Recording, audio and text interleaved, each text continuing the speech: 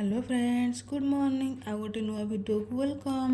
आज मु सकाळु गाधेकी बहु आ मु बाहरलु मंदिर जाए शनि मंदिर जेहेतु आगु ओषाटा आसूची आज हूँ तार प्रथम पाड़ी से बहु आ मु सकाळु सकाळु बाहरी गलु मंदिर जाए आ मंदिर पहुँचला पर से बहुत भिड़ होता। तापर आम पदारे लाइन रे ठिया थिलु बाबा को दर्शन करने पदारे भी जमती भिड़ आ मंदिर भितर भी बहुत भिड़ होता।